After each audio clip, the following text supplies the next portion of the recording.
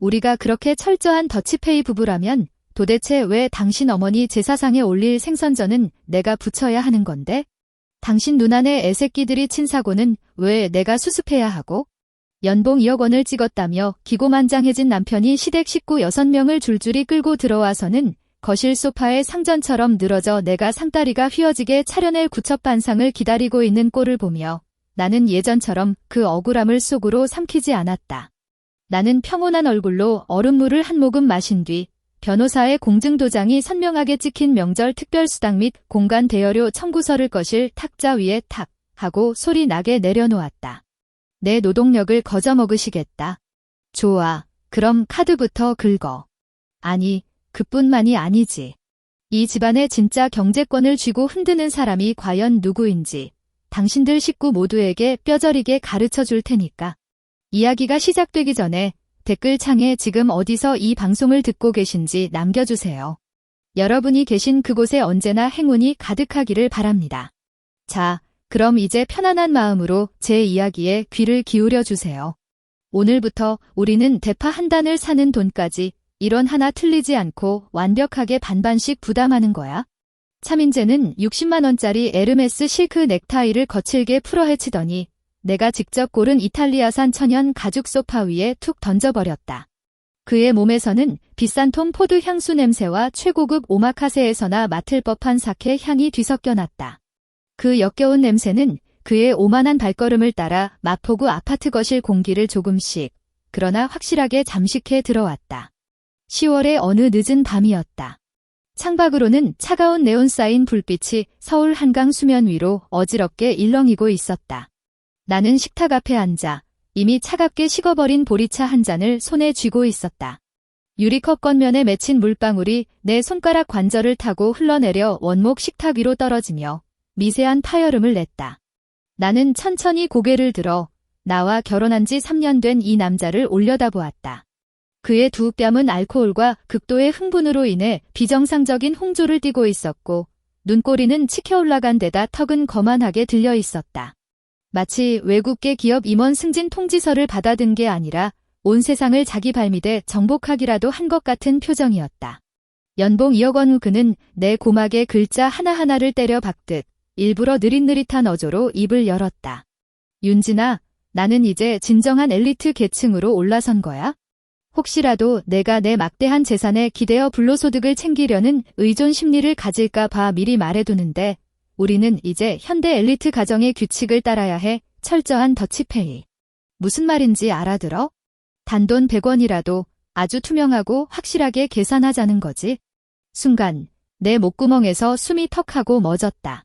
나는 무의식적으로 약지에 끼워진 이제는 군데군데 흠집이 나니 앓은 금반지를 매만졌다.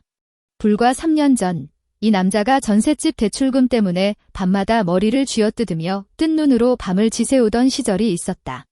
폭우가 쏟아지던 어느 반지하 문간에서 그는 내 두 손을 부여잡고 눈시울을 붉히며 맹세했었다.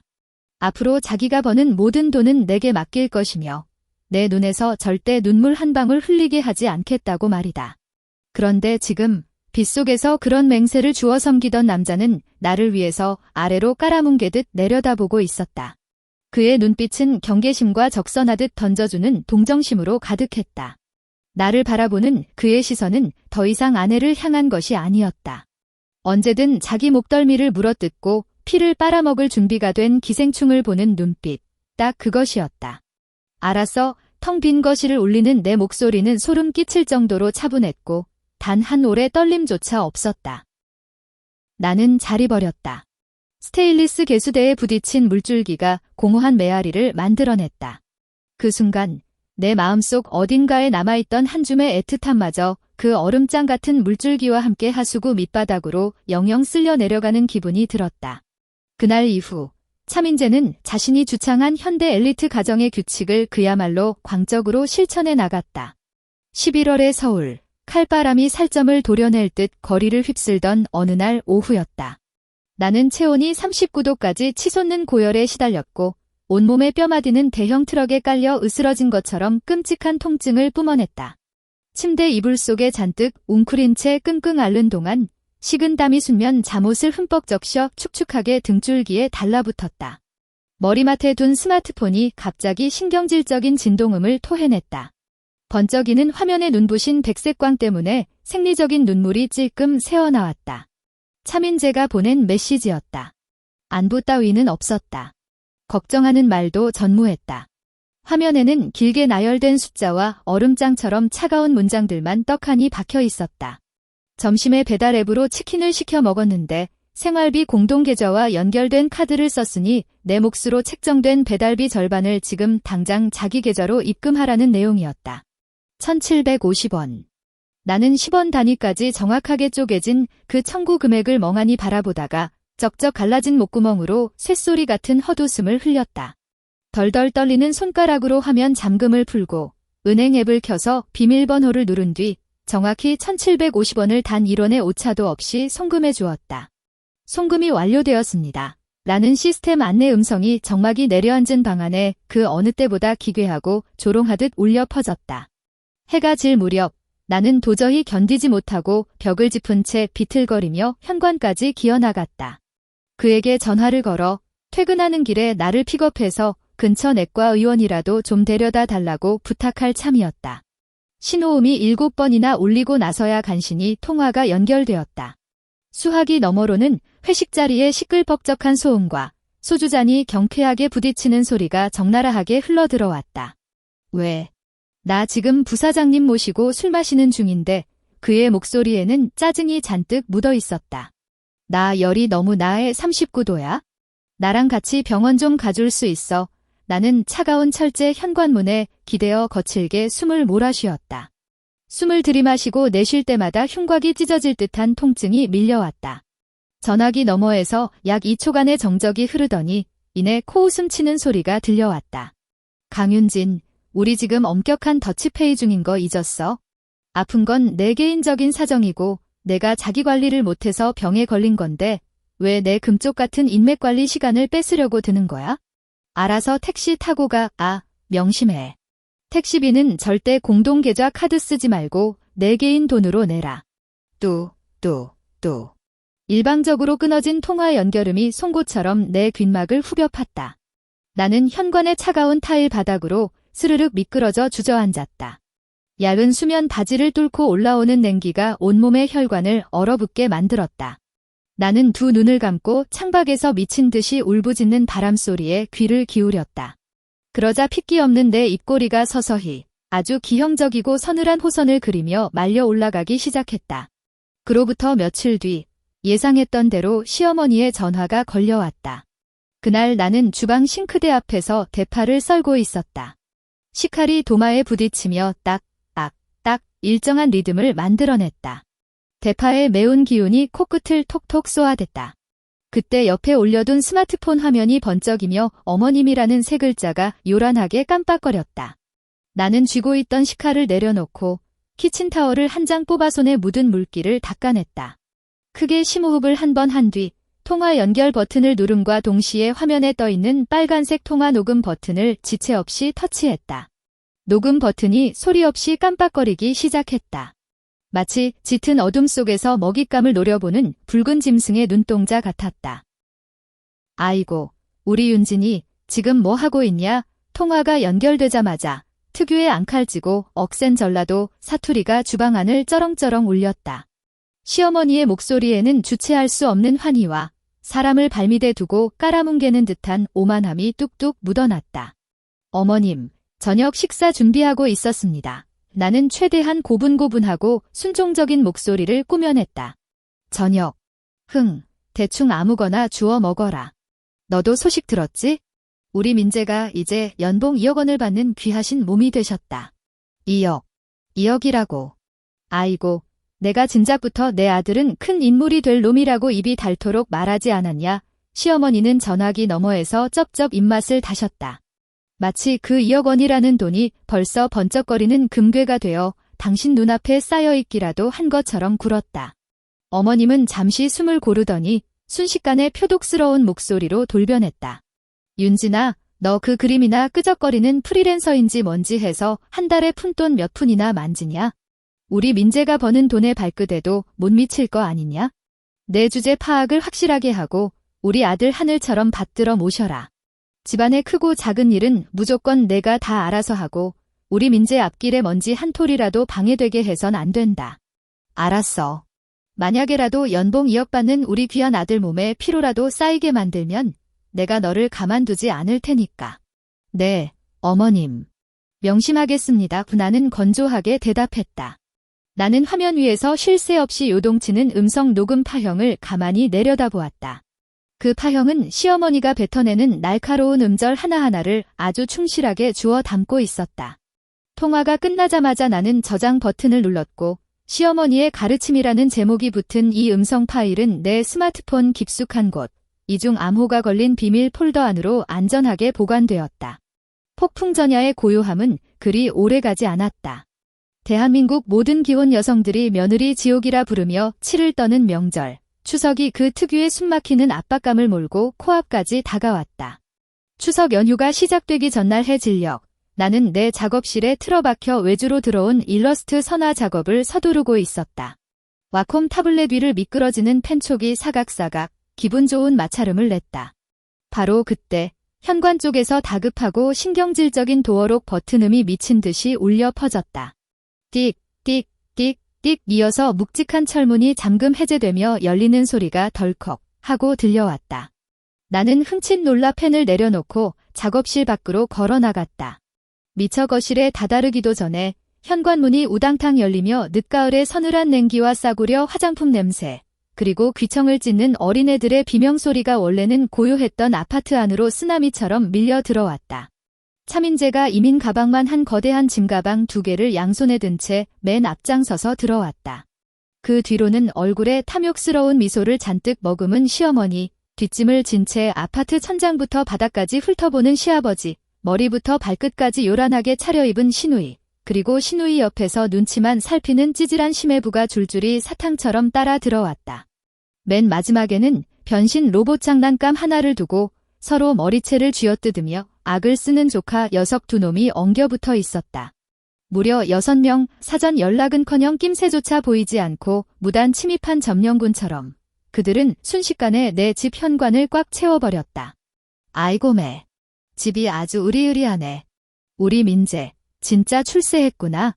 마포구 한복판에 이렇게 대궐 같은 아파트를 다 얻고 시어머니는 신발을 벗을 생각도 하지 않은 채 밖에서 흙먼지를 잔뜩 묻히고 온 구두를 신고 거실로 성큼성큼 걸어 들어왔다. 반짝이게 닦아둔 원목 마루 위에 흉측한 흙발 자국이 선명하게 찍혔다. 나는 복도 끝에 우두커니 선 채 온몸에 피가 정수리로 역류하는 것을 느꼈다. 빈손으로 꽉 쥐고 있던 손가락이 통제력을 잃고 파르르 경련했다. 차민재, 이게 다 무슨 상황이야? 나는 관자놀이를 망치로 두드리는 듯한 두통을 억누르며 목소리를 한껏 낮춰 물었다. 차민재는 짐가방을 바닥에 쿵소리 나게 내팽개치더니 넥타이를 느슨하게 끌어내리며 너무나도 당당하고 뻔뻔한 어조로 내뱉었다. 무슨 상황이긴? 내일이 당장 추석이잖아. 아버지 어머니 그리고 누나네 식구들까지 다 모시고 명절 새로운 거지? 요즘 호텔 숙박비가 얼마나 비싼데. 우리 집에서 다 같이 묵으면 화목하고 얼마나 좋아. 내가 이 집안의 든든한 기둥인데 당연히 이 정도는 해야지. 그는 나와 눈을 맞추지도 않았다. 마치 내가 이 집의 옵션으로 딸려온 파출부 아주머니라도 되는 것처럼 취급했다. 내가 입을 열기도 전에 시어머니는 이미 자기 영지를 순시하는 여왕벌처럼 주방으로 돌진했다. 그녀가 양문형 냉장고 문을 벌컥 열어젖히자 하얀 냉기가 훅 뿜어져 나왔다. 그녀는 냉장고 안에 가지런히 정리된 반찬통들을 우악스럽게 뒤집어 엎기 시작했다. 플라스틱 용기들이 서로 부딪히며 신경을 긁는 달그락 소리가 요란하게 울렸다. 아이고, 맙서사. 강윤진. 너 냉장고에 이따위 쓰레기들만 처박아 둔 거냐? 시어머니가 획 고개를 돌렸다. 그녀의 손에는 내가 어제 정성껏 묻혀둔 콩나물 무침 반찬통이 들려 있었다. 그녀의 눈빛에는 경멸이 가득했다. 어디 번듯한 고기 반찬 하나가 없네. 이게 연봉 2억 받는 하늘 같은 남편을 모시는 태도야? 밑반찬 꼬라지가 이게 뭐냐고. 너 지금 거지 적선하냐? 시어머니는 반찬통을 천연 대리석 싱크대 상판 위로 쾅 하고 내리쳤다. 뚜껑 틈새로 붉은 양념 국물이 사방으로 튀며 깨끗했던 상판을 엉망으로 더럽혔다. 당장 튀어나가서 소갈비 안 사오고 뭐해. 내일 아침 일찍 차례 지내야 하니까 전 부칠 재료도 싹 다 사와. 동태전, 애호박전, 동그랑땡까지 하나라도 빼먹기만 해봐라. 너는 오늘 밤 주방 바닥에 쭈그려 앉아서 밤새도록 전이나 부쳐. 잠잘 생각은 꿈도 꾸지 말고. 쯧쯧. 하여간 근본 없이 잘한 티를 내어 시어머니의 도끼품은 침방울이 내 얼굴까지 튈 지경이었다. 나는 아랫입술을 꾹 깨물었다. 잇몸에서 쇠맛 나는 비릿한 피 냄새가 번질 때까지 내 시선은 미쳐 날뛰는 시어머니의 어깨 너머 거실 쪽을 향해 고정되어 있었다. 신우이가 아주 거드름을 피우며 내 작업실 안으로 쏙 기어들어가고 있었다. 그곳은 내가 그 누구의 출입도 엄격하게 금지하는 나만의 절대적인 성역이었다. 어머, 이 방 햇빛 드는 것 좀 봐. 우리 집 똥강아지들 놀이방으로 쓰면 딱이겠네. 신우이의 찢어지는 듯한 콧소리가 벽을 뚫고 내 고막에 꽂혔다. 나는 짐승처럼 주방을 뛰쳐나가 작업실로 돌진했다. 방 안에서는 끔찍한 광경이 벌어지고 있었다. 그 악마 같은 조카 두 놈이 새까만 유성 매직을 쥐고 내가 최근에 큰맘 먹고 장만한 300만 원짜리 최고급 신형와콤 액정 타블렛 화면 위에 미친 듯이 낙서를 해대고 있었다. 고가의 액정 화면 위로 절대 지워지지 않을 시커먼 매직 자국과 깊게 팬 흠집들이 난도질하듯 그어지고 있었다. 당장 그만둬.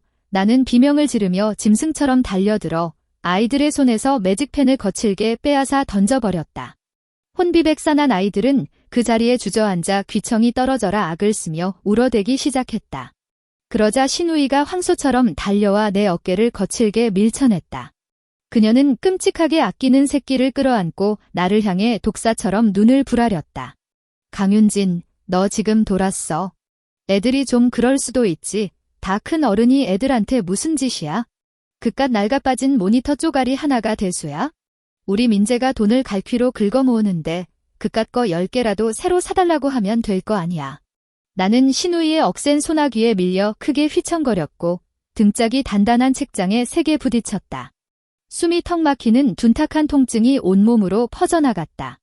나는 고개를 돌려 방문 앞에 서 있는 차민재를 바라보았다. 그는 문틀에 비스듬히 기댄 채 정장 바지 주머니에 양손을 찔러 넣고 있었다. 그의 얼굴에는 나를 향한 경멸과 지긋지긋하다는 듯한 짜증만이 가득했다. 그만해, 강윤진. 대체 왜 이렇게 유난을 떨어? 차민재가 미간을 잔뜩 찌푸리며 나를 질책했다.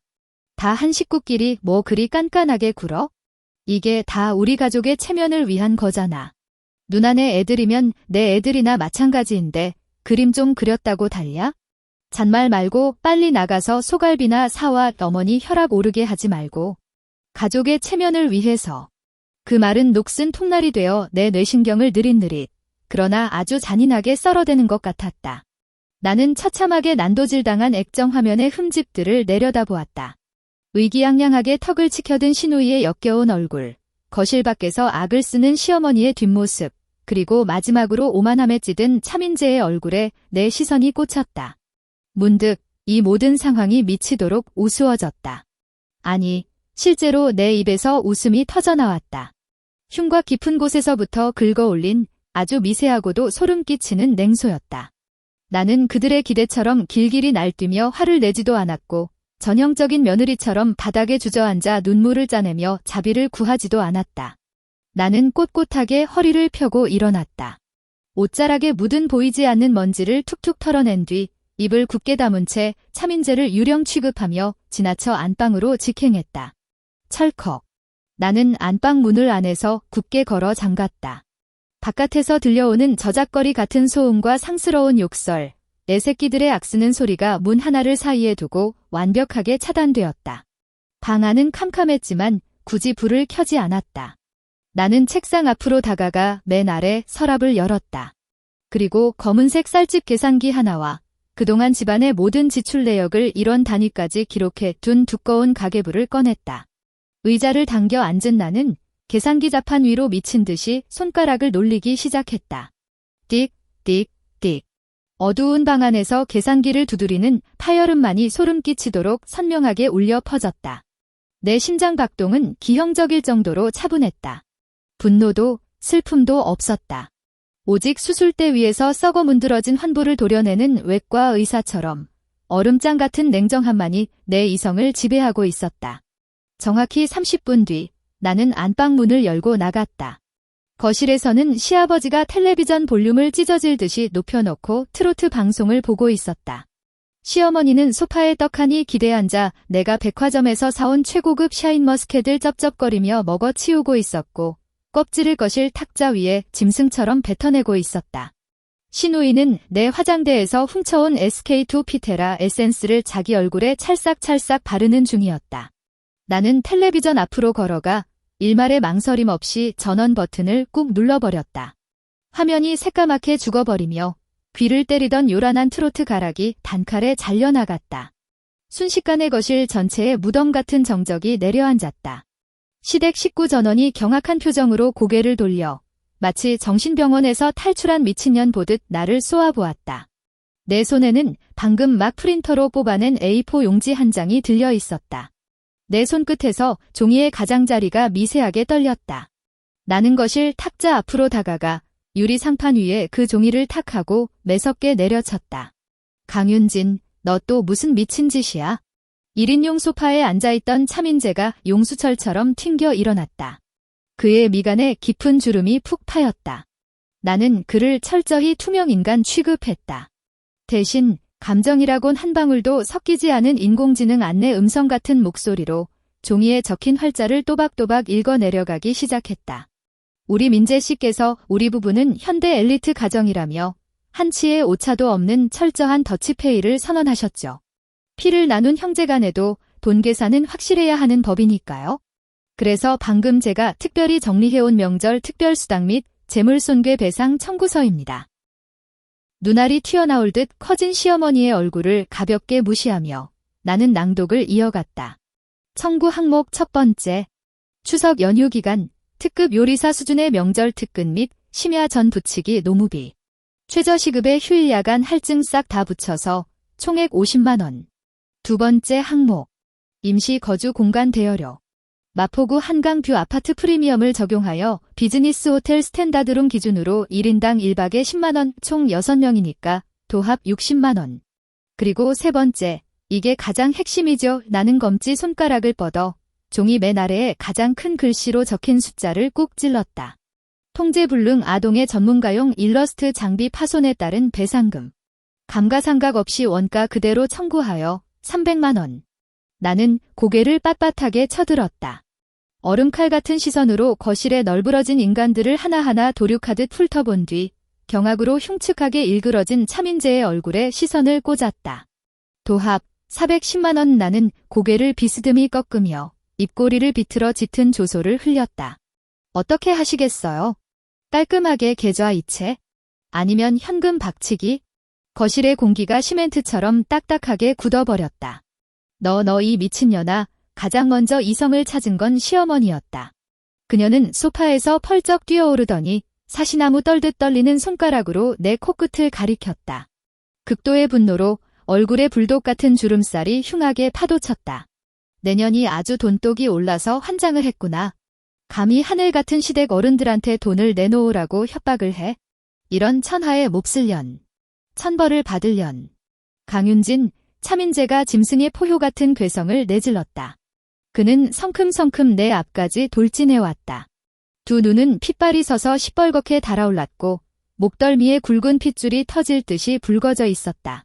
그가 거대한 오른손을 높이 쳐들었다.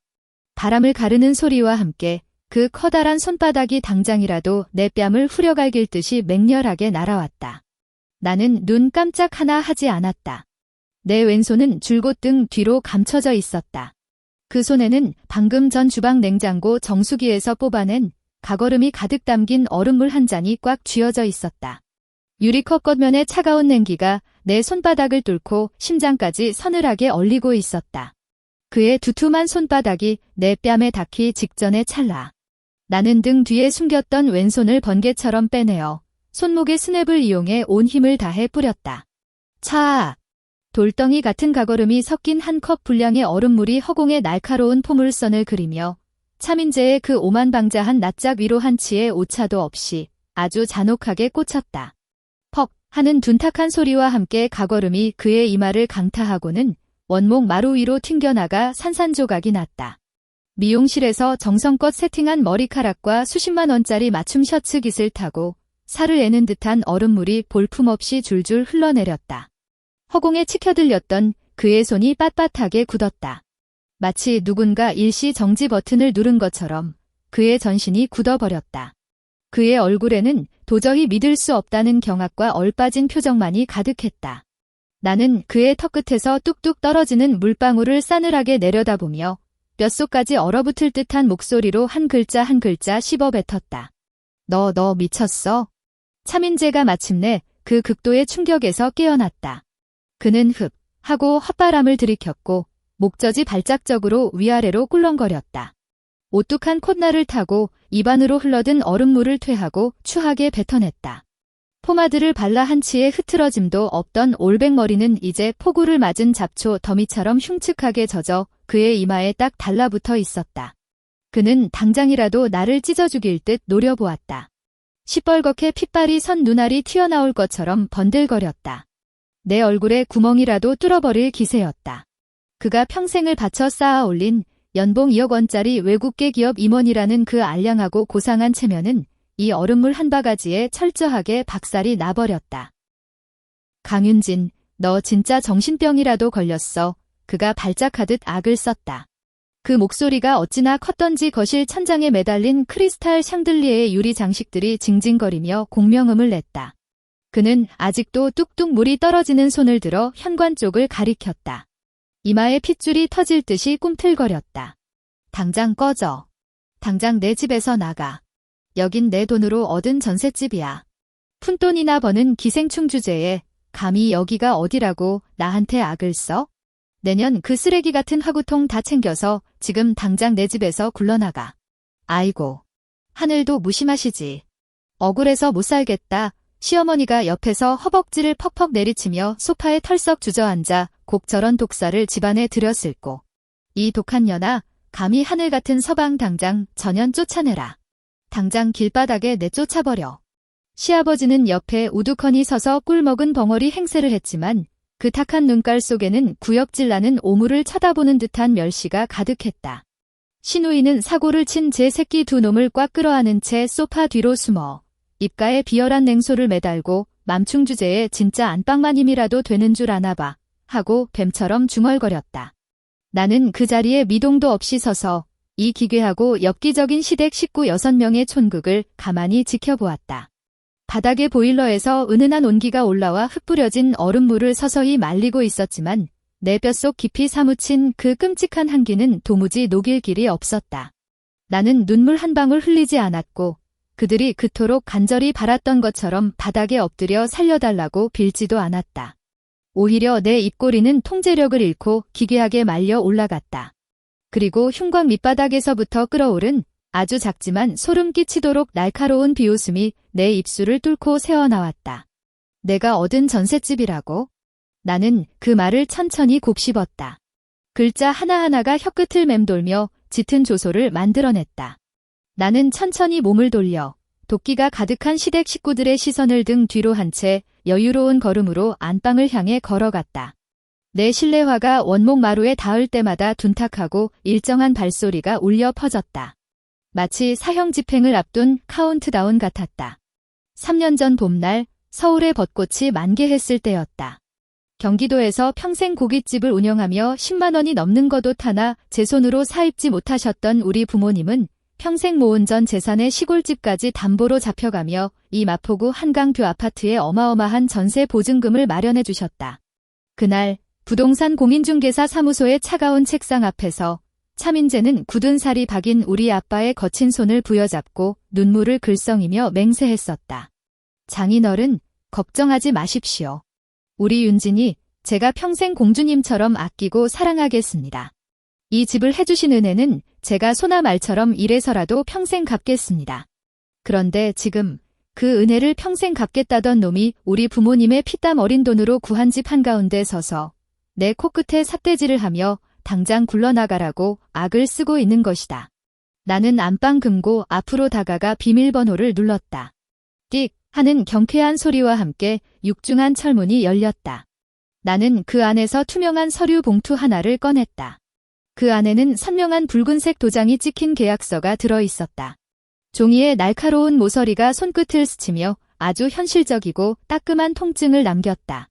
나는 서류 봉투를 쥐고 다시 거실로 걸어 나갔다. 차민재는 수건으로 젖은 머리를 마구잡이로 털어내고 있었다. 나를 보자 그는 코웃음을 쳤다. 왜? 짐은 다 쌌어. 똑똑히 들어.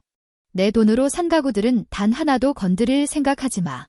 나는 극에 짖는 소리를 가볍게 무시하고 그들이 난장판으로 만들어 놓은 거실 탁자 앞으로 다가갔다. 그리고 그 위에 널브러진 포도 껍질과 먹다 남은 과일 접시를 손으로 거칠게 쓸어 바닥으로 내동댕이 쳤다. 유리 접시가 원목 마루에 부딪히며 쨍그랑하고 요란한 파열음을 냈고 그 소리에 놀란 조카 두 놈이 다시금 찢어지게 비명을 질러댔다. 그들의 경악 어린 시선을 받으며 나는 천천히 서류 봉투의 지퍼를 열고 두툼한 전세 계약서를 꺼냈다. 그리고 탁 하는 소리가 나도록 거실 탁자 정중앙에 아주 매섭게 내려쳤다. 차민재, 부사장님이 따라준 사케를 너무 많이 처마셔서 뇌까지 알코올에 절어버린 모양이네. 나는 양손으로 탁자를 짚고 상체를 살짝 앞으로 숙였다. 내 시선은 그의 얼굴에 징처럼 콱 박혀 있었고 목소리는 얼음물처럼 차가웠다. 그 썩은 동태 눈깔 똑바로 뜨고 확인해. 이 전세 계약서상 임차인 이름이 도대체 누구로 되어 있는지. 차민재의 움직임이 빳빳하게 굳었다. 그는 무의식적으로 고개를 숙여 계약서 위로 시선을 떨구었다. 하얀 종이 위에 까만 글씨로 아주 선명하게 적혀 있었다. 마포구 한강대로 모 아파트, 전세 보증금 15억 원. 임차인 강윤진. 자금 출처 증빙 강윤진, 부모님 전액 이체 내역. 분노로 시뻘겋게 달아올랐던 그의 얼굴은 15억 원과 강윤진이라는 글자를 확인한 순간 모든 피가 싹 빠져나간 듯 순식간에 백지장처럼 새하여졌다. 그의 입술이 파르르 떨렸고 목구멍에서는 목 졸린 수탉처럼 의미를 알 수 없는 꺽꺽거리는 소리가 새어나왔다. 15억이라고 시어머니의 짐승 같던 곡소리가 단칼에 끊겼다. 그녀는 도저히 믿을 수 없다는 듯 눈알을 부라리며 탁자 앞으로 허겁지겁 기어왔다. 굵고 거친 손가락으로 계약서를 찢어질 듯 꽉 움켜쥐고는 당장이라도 종이에 구멍을 낼 기세로 노려보았다. 이게 어떻게 된 일이냐? 민재야, 내가 분명히 이 집 내가 얻은 전셋집이라고 하지 않았냐? 내가 매달 대출금 갚고 있다고 했잖아. 차민재의 몸이 크게 휘청거렸다. 그는 뒷걸음질을 치다가 종아리가 소파 가장자리에 부딪혀 넋이 나간 사람처럼 털썩 주저앉았다. 그는 이빨을 꽉 깨문 채 단 한마디도 내뱉지 못했다. 나는 허리를 꼿꼿하게 펴고 이 우스꽝스러운 광대 무리들을 위해서 아래로 싸늘하게 내려다보았다. 내가 주둥이에 달고 살던 그 대단한 더치페이, 그 잘난 현대 엘리트 가정의 규칙이라는 게 결국 우리 부모님이 내주신 15억 원으로 한강뷰 아파트에서 공짜로 호의호식하면서 고작 1,750원짜리 배달비나 나랑 1원 단위까지 쪼개서 계산하겠다는 거였어? 나는 비릿한 냉소를 흘리며 그의 심장을 후벼 파듯 한 글자씩 또박또박 내뱉었다. 차민재, 넌 구제불능의 파렴치한 쓰레기일 뿐만 아니라 아주 역겹고 불쌍한 사기꾼이야. 그들이 이 엄청난 충격에서 채 헤어나오기도 전에 나는 주머니에서 스마트폰을 꺼내 그들 눈앞에서 당당하게 번호를 눌렀다. 여보세요. 열쇠 수리 기사님이시죠? 네, 접니다. 아까 오후에 예약했던 마포구 한강대로 아파트요. 네, 지금 당장 현관문 디지털 도어록을 교체해야 해서요. 네, 최고급 보안 등급의 잠금 장치로 패널까지 싹 다 통째로 바꿔주세요. 지금 바로 문 열어드리겠습니다. 통화를 마친 나는 고개를 돌려 이미 넋이 완전히 나가버린 차민재 식구들을 쳐다보았다. 강윤진 너 지금 무슨 짓을 하려는 거야? 신우이가 마침내 사태의 심각성을 깨달았는지 파르르 떨리는 목소리로 물었다. 무슨 짓이냐고. 나는 현관으로 걸어가 무거운 철문을 활짝 열어젖혔다. 늦가을에 매서운 밤바람이 순식간에 거실로 들이닥치며 내 옷자락을 거칠게 펄럭였다. 나는 칠흑같이 어두운 복도를 가리키며 지난 3년간 억눌러왔던 울분을 담아온 힘을 다해 소리쳤다. 여긴 내 집이야. 그러니까 지금 당장 너희 같은 기생충들은 너희가 싸들고 온 쓰레기들 몽땅 챙겨서 내 집에서 당장 꺼져. 15분 뒤 무거운 공구 상자를 든 열쇠 기사님이 문 밖에 도착했다. 그는 집안의 살벌한 분위기를 감지하고 다소 당황한 기색이었지만 전문가답게 아무 말 없이 기존 도어록을 해체하기 시작했다. 전동 드릴이 귀를 찢는 듯한 굉음을 냈고 쇳가루와 나무 부스러기들이 바닥으로 우수수 떨어졌다. 윤진아, 제발 진정 좀 해라. 시어머니가 마침내 사색이 되어 허둥지둥 바닥에서 기어 일어났다. 그녀는 내 팔을 붙잡으려 애쓰며 방금 전까지 기고만장했던 태도는 온데간데 없이 애처롭게 매달렸다. 말씀으로 말로 좋게 풀잡구나. 당장 내일이 추석인데 이렇게 우리를 내쫓으면 우리는 도대체 어딜 가란 말이냐? 민재는 내 남편이잖니 어쩜 이렇게 독하게 구는 거야? 나는 전염병균이 득실거리는 걸레짝을 쳐내듯 그녀의 손을 아주 노골적으로 뿌리쳤다. 나는 획 돌아서서 안방으로 들어갔다. 그리고 차민재의 옷장에 걸려있던 그 비싼 톰 포드 정장과 에르메스 넥타이들을 그에 늘어난셔 박았다. 그러고는 그 묵직한 쓰레기 봉투를 마치 시체라도 끌듯 현관까지 질질 끌고 가 일말의 망설임 없이 복도 밖으로 냅다 던져버렸다. 쓰레기 봉투가 복도 바닥에 나뒹굴며 둔탁한 소리를 냈다. 강윤진, 너 진짜 적당히 좀 해. 차민재가 짐승처럼 달려들어 자신의 옷가지들을 되찾으려 했지만 그가 손을 뻗기도 전에 나는 그를 아주 거칠게 밀쳐냈다. 내 몸에 손대지 마, 이 구역질라니까. 나는 그를 벌레 보듯 싸늘하게 내려다보았다. 주거 침입죄로 경찰에 넘겨지기 전에 당장 굴러나가. 복도에서 벌어진 난동은 결국 이웃들의 주의를 끌고 말았다. 앞집 현관문이 빼꼼히 열리며 호기심 가득한 눈동자들이 문틈 사이로 상황을 엿보기 시작했다. 이어서 위층에서 내려오는 발소리, 엘리베이터 문이 열리고 닫히는 소리가 연달아 들려왔다. 잠옷 차림의 이웃 주민 몇 명이 멀찍이 서서 이쪽을 향해 손가락질하며 수근거렸다. 누군가는 아예 스마트폰을 꺼내 들었고 어두운 복도에서 번쩍이는 화면 불빛은 유난히도 눈에 띄었다. 어머, 저 할머니 평소에 아들 연봉이 2억이라고 그렇게 유난을 떨고 자랑하시던 분 아니야? 어쩌다 며느리한테 쫓겨나는 신세가 됐대? 글쎄, 이 집 전세금을 여자 쪽에서 몽땅 다 냈대. 남자는 돈 한 푼 안 보태고 자기 식구들 떼거지로 몰고 와서 빈대 붙으려다 저 사달이 났다네.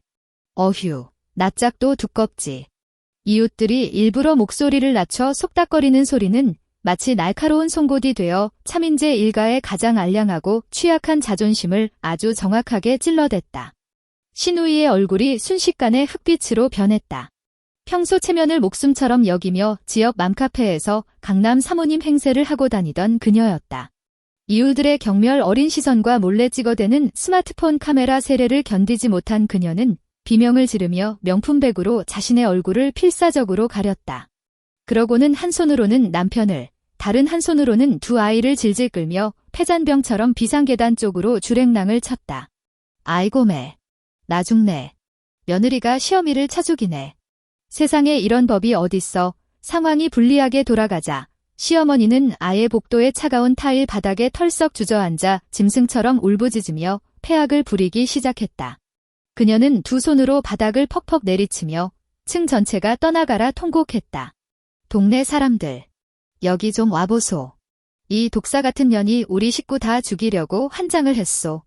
시아버지는 이 상황이 수치스럽고 창피했던지 푹 고개를 숙인 채 입을 꾹 다물고 계단을 타고 쥐도 새도 모르게 내빼버렸다.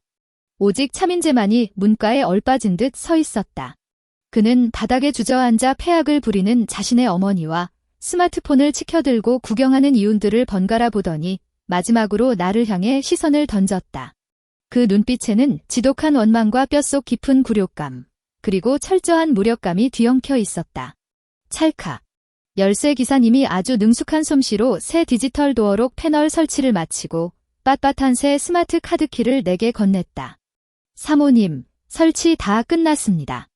초기 비밀번호는 04개로 설정되어 있으니 직접 새 번호로 등록해서 쓰시면 됩니다. 나는 카드키를 받아들고 기사님께 수고하셨다며 고개를 숙였다. 그러고는 차민재가 뻔히 지켜보는 앞에서 새로운 비밀번호를 거침없이 눌렀다. 띡, 띡, 띡 등록 완료. 나는 차민재를 똑바로 바라보며 입꼬리를 당겨 서늘한 미소를 지었다. 차민재, 내가 그렇게 원하던 완벽한 더치페이. 이제부터가 진짜 시작이야. 쾅. 나는 묵직한 현관문을 아주 매몰차게 닫아버렸다. 내 피를 빨아먹던 거머리 같은 인간들, 역겨운 곡소리, 그리고 지난 3년간 멍청하게 참아왔던 내 미련한 인내심까지 모든 것을 문 밖으로 영원히 차단해버렸다. 아파트 안은 무덤처럼 완벽한 정적을 되찾았다. 나는 차가운 현관문에 등을 기댄 채 스르륵 미끄러져 마루 바닥에 털썩 주저앉았다. 나는 거칠게 숨을 몰아쉬었고 심장은 흉곽을 뚫고 나올 듯 미친 듯이 쿵쾅거렸다. 눈물은 단 한 방울도 나지 않았다. 오직 골마 터진 상처를 뿌리째 후벼 파낸 듯한 뼛속까지 시원하고 짜릿한 해방감만이 온몸을 휘감았다. 하지만 나는 알고 있었다. 이 정도로는 턱없이 부족하다는 것을. 아직 멀었다. 툭하면 연봉 2억이라고 떠벌리고 다니던 인간이 도대체 왜 고작 1,000원짜리 배달비까지 나랑 반반씩 나누자고 그 난리를 쳤을까? 그 많은 돈은 도대체 어디로 증발해버린 걸까? 다음 날 아침이 밝자마자 나는 서울 강남구에 위치한 아주 유명한 심부름센터 민간조사업체에 전화를 걸었다. 3일 뒤 인적이 드문 한적한 지하 카페에서 나는 검은색 트렌치코트를 입은 조사원과 마주 앉았다.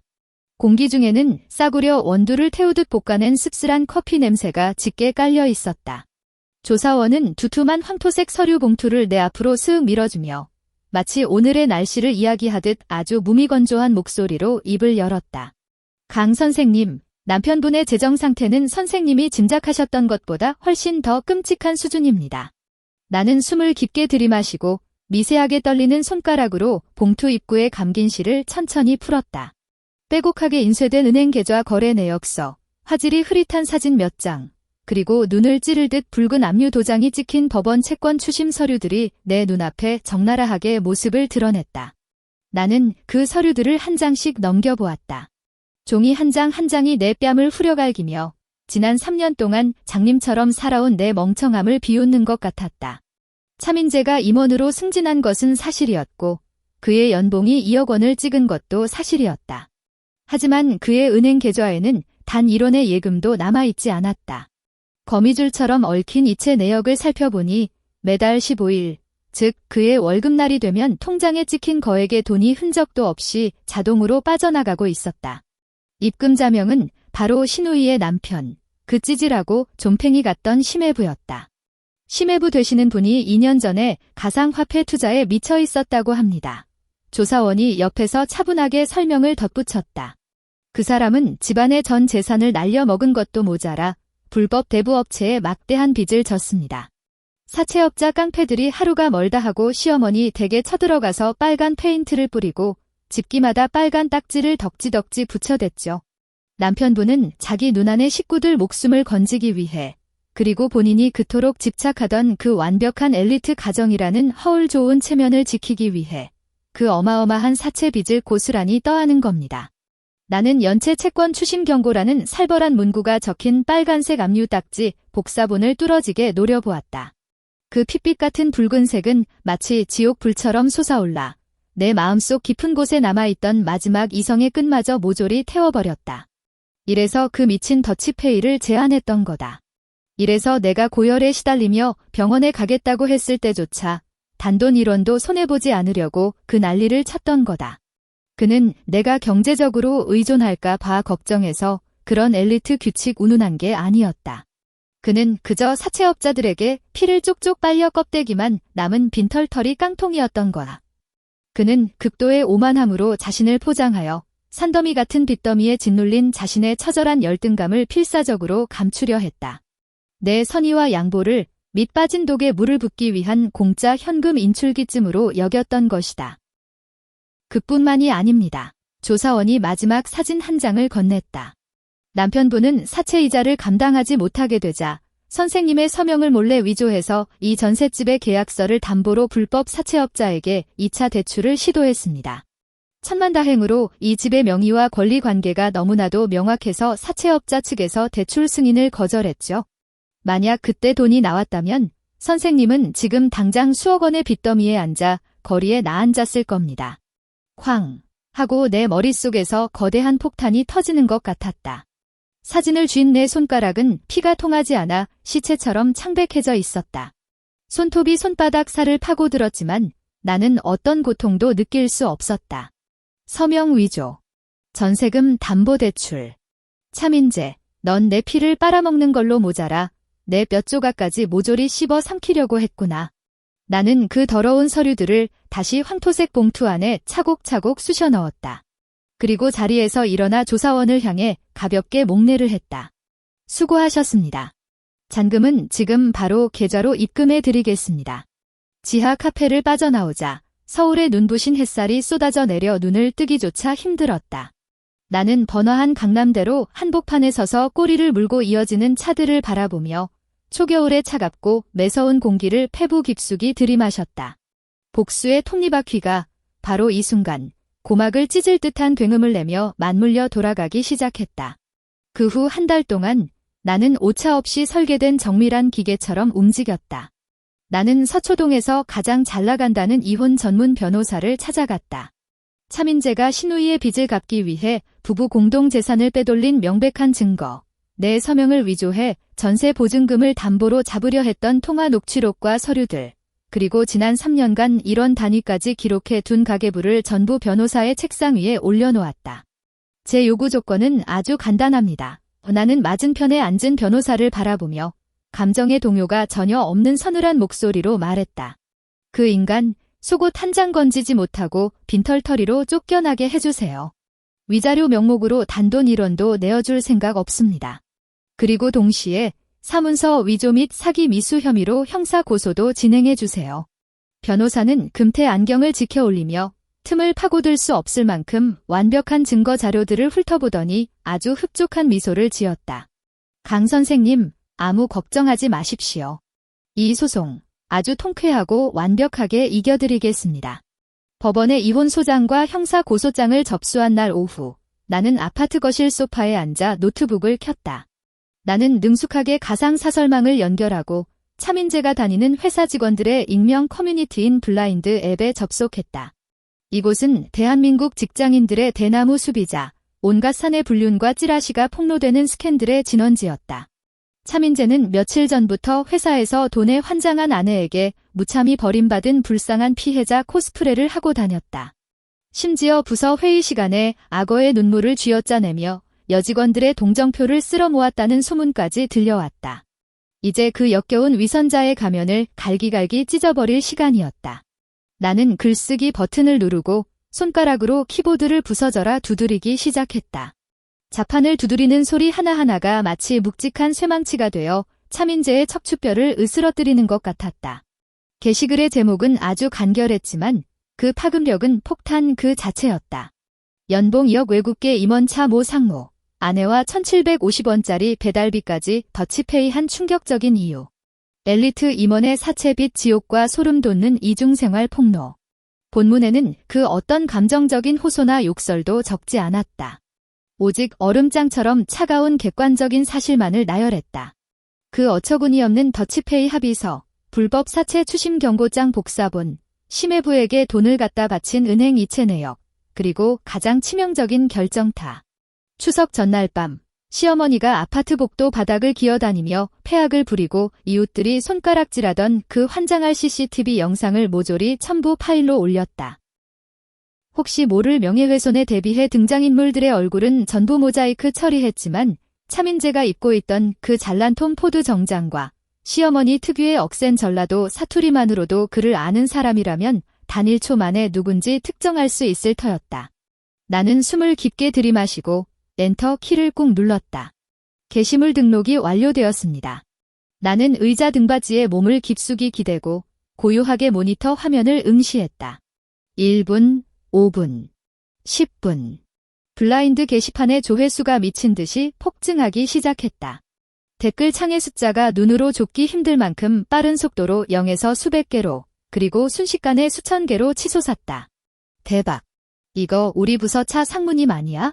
어제 탕비실에서 와이프가 자기 전 재산 다 들고 튀었다고 질질 짜면서 피해자 코스프레 오지게 하더니. 미친, 사채를 저렇게 끌어다 썼다고.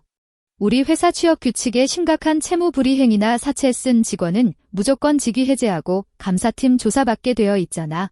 와이프 친정돈으로 전셋집 얻어놓고 자기 연봉 2억은 매형 사채 빚 갚는데 다 꼬라박으면서 와이프한테는 1,000원 단위까지 더치페이 하자고 각서를 쓰게 해. 이 새끼 완전 소시오패스 아니야? 복도에서 시어머니 들어누워서 폐악질 부리는 영상 개웃기네. 진짜 그 부모의 그 자식이다. 완전 사회적 매장각이네. 책상 위에 올려둔 스마트폰이 갑자기 발작하듯 진동하기 시작했다. 화면에는 차민재라는 이름이 쉴 새 없이 깜빡거렸다. 끊어지면 다시 걸려오고 또 다시 걸려왔다. 나는 폰을 집어들고 망설임 없이 전원 종료 버튼을 꾹 눌러버렸다. 순식간에 온 세상이 평화롭고 고요해졌다. 나는 지금쯤 그가 어떤 꼴을 하고 있을지 눈에 선하게 그려졌다. 그는 필시 회사 화장실 변기 칸에 숨어 앉아 스마트폰 화면 위로 폭포수처럼 쏟아지는 조롱과 쌍욕들을 보며 사시나무 떨듯 온몸을 덜덜 떨고 식은땀을 비 오듯 쏟고 있을 것이다. 그가 평생을 바쳐 쌓아 올린 가짜 엘리트 이미지, 그가 목숨보다 소중하게 여겼던 그 얄팍한 체면과 자존심은 바로 이 순간 몇 장의 사진과 영상 하나로 철저하게 발가벗겨져 길바닥에 내동댕이 쳐진 채 수만 명의 사람들에게 짓밟히고 있었다. 이게 바로 내가 너에게 선사하는 통쾌한 사이다다. 뼛속까지 차갑고 숨통을 완벽하게 끊어놓는 짜릿한 사이다. 6개월 뒤 서울의 지루하고 기나긴 장마가 찾아왔다. 음습하고 눅눅한 공기가 도시의 후미진 골목 구석구석을 파고들었다. 서울 관악구의 어느 언덕배기 반지하 셋방. 벽지는 1년 내내 가시지 않는 습기 때문에 너덜너덜하게 떨어져 나갔고 사방에 시커먼 곰팡이가 흉측하게 피어 있었다. 방 안에는 구역질이 올라오는 하수구 악취와 시큼하게 쉰 김치 냄새가 진동했다. 이 밥버러지 같은 년아. 설거지 하나 제대로 못해서 기름때가 그대로 있잖아. 내년이 우리 식구 다 굶겨주길 작정이냐? 시어머니의 찢어지는 듯한 쌍욕이 야른 창문을 뚫고 어두컴컴한 골목길까지 쩌렁쩌렁 울려 퍼졌다. 그녀는 손에 낡아빠진 파리채를 쥐고 싱크대 앞에서 설거지하고 있는 시누이의 등짝을 사정없이 후려갈기고 있었다. 시누이는 기름때가 찌든 낡은 티셔츠를 입고 산발을 한 채 엉엉 소리 내어 울며 산더미처럼 쌓인 그릇들을 필사적으로 닦아내고 있었다. 그녀의 남편은 빚쟁이들을 피해 진작에 야반도주해버렸고 졸지에 애 2명을 떠안은 그녀는 이 집안의 새로운 동네북이자 화풀이 대상이 되어버렸다. 그리고 차민재. 연봉 2억 원의 임원이라며 그토록 기고만장했던 그 남자는 사채업자들이 회사 로비까지 쳐들어와 행패를 부리는 바람의 기업 이미지 실추라는 명목으로 회사에서 비참하게 해고당했다. 이제 그는 싸구려 후줄근한 트레이닝복을 걸친 채 편의점에서 최저시급을 받으며 야간 알바를 뛰고 있었다. 평생을 뼈 빠지게 일해도 절대 갚지 못할 그 어마어마한 빚의 이자를 갚기 위해서 말이다. 나는 최근에 새로 매입한 강남의 초고층 주상복합 아파트 발코니에 앉아 있었다. 통유리창을 넘어온 눈부신 햇살이 내 온몸을 따스하고 화사하게 감싸 안았다. 이 아파트는 차민재에게서 되찾아온 전세 보증금 15억 원에 내가 그동안 일러스트 작업으로 악착같이 모아둔 돈을 합쳐서 대출 한 푼 없이 온전히 내 명의로 산 집이었다. 숨막히는 대출금도 나를 갉아먹던 시댁 식구들도 내가 억지로 비위를 맞추고 타협해야 할 쓰레기 같은 인간관계도 이제 내 인생에는 존재하지 않았다. 곁에 둔 이젤 위에는 방금 막 채색을 끝낸 일러스트 한 점이 놓여 있었다. 색채는 눈이 부시도록 선명했고 생기가 넘쳐 흘렀다. 나는 탁자 위에 놓인 3분의 1쯤 채워진 로만의 콩티 와인 잔을 들어 올렸다. 그리고 손목을 부드럽게 돌려 와인을 가볍게 흔들었다. 검붉은 와인이 투명한 크리스탈 글라스 벽면을 타고 우아한 눈물을 흘려보냈다. 나는 스마트폰을 꺼내 눈부신 햇살을 머금은 영롱한 와인 잔을 사진으로 남겼다. 가늘고 긴 손가락으로 화면을 가볍게 터치하여 그 사진을 내 소셜미디어에 업로드했다. 화려한 필터도 구차한 설명도 덧붙이지 않았다. 게시물에 적힌 문구는 아주 짧고 명료했다. 쓰레기 분리수거는 결혼부터. 업로드 완료. 나는 스마트폰을 탁자에 내려놓고 고개를 뒤로 젖혀 잔에 남은 와인을 단숨에 비워냈다. 묵직하고 풍부한 와인의 풍미가 입안 가득 퍼져나갔다. 혀끝에 닿는 쌉싸름한 맛 뒤로 기분 좋은 달콤함이 긴 여운을 남겼다. 나는 지그시 두 눈을 감고 내 얼굴 위로 쏟아지는 따사로운 햇살의 온기를 온몸으로 만끽했다. 참 좋다. 들이마시고 내쉬는 숨결조차 완벽하게 자유로운 맛이었다.